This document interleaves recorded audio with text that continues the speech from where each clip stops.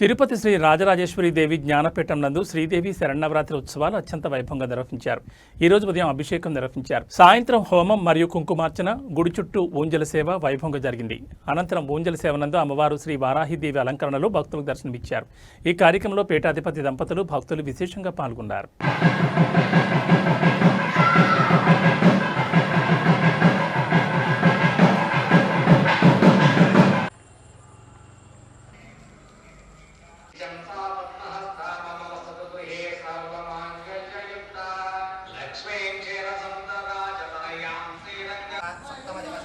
సాయంకాలే ఆరాధనాంగ పరివార హోమం కరిష్యే సంగ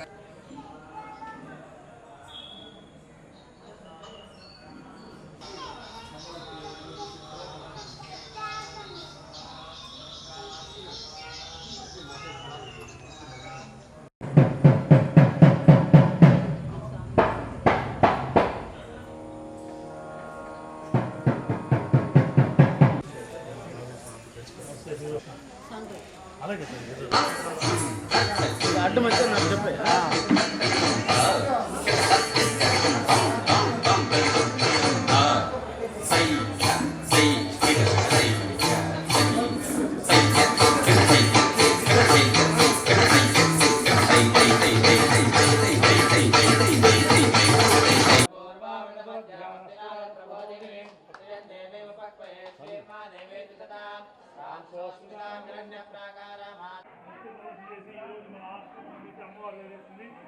మనం అందించే ఒక ఆధ్యాత్మిక సనాతన ధర్మం అనేది ఇదే అంటాం. ఈ ఒక అవకాశం అమ్మాయి ఇక్కడ వచ్చి నాట్యం చేయడం వల్ల అమ్మాయికి ఇంకా ఉన్నత భవిష్యత్తు రావాలని కోరుకుంటూ శతమానం భవతి శతాయ పురుషేంద్రియ ప్రతిష్టతి దీర్ఘమాయుః.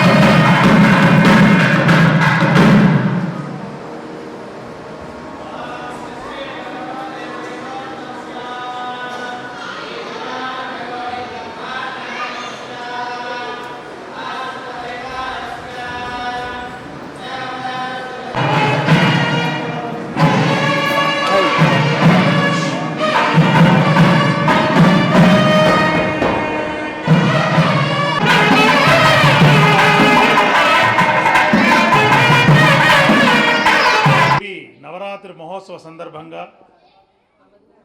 8వ రోజైన అష్టమ దివసం అష్టమ ఈరోజు భగవంతుడు దేవీ శరన్నవరాత్రి మహోత్సవ సందర్భంగా ఇక్కడ అమ్మవారి ఒక్కొక్క రోజు ఒక అలంకరణ రూపంతో అమ్మవారు భక్తులందరికీ దర్శనమిస్తూ ఉదయం నుంచి అనేక సేవా కార్యక్రమాలు ఉదయం అంకురార్పణ, కలశ పూజ, గణపతి పూజ, సుదర్శన హోమం ఇలా మహాయాగం నుంచి ప్రారంభించి కుంకుమార్చన కొన్ని వందల మంది ఉదయం పూట వచ్చి కుంకుమార్చనలో పాల్గొంటున్నారు. అదేవిధంగా అనేక విశేషమైన జన సందోహం పలు రాష్ట్రాల నుంచి పలు ప్రాంతాల నుంచి వచ్చారు. విదేశస్తులు కూడా వచ్చి వెళ్ళారు. ఈ మన భారతదేశం సంస్కృతి సాంప్రదాయానికి నిలువెత్తు అద్దం పట్టిన మన భారతదేశం ఈరోజు ఇట్లా కళలు భరతనాట్యం మా పాప ఇక్కడ మన రాజరాజేశ్వరి దేవి జ్ఞానపీఠంలో ఆమె నృత్య ప్రదర్శన చేయడం, ఆ జగన్మాత కటాక్షములు ఎల్లప్పుడూ ఆమెకు ఉండాలని కోరుకుంటూ, అదేవిధంగా ఇప్పుడుండే మన పిల్లలు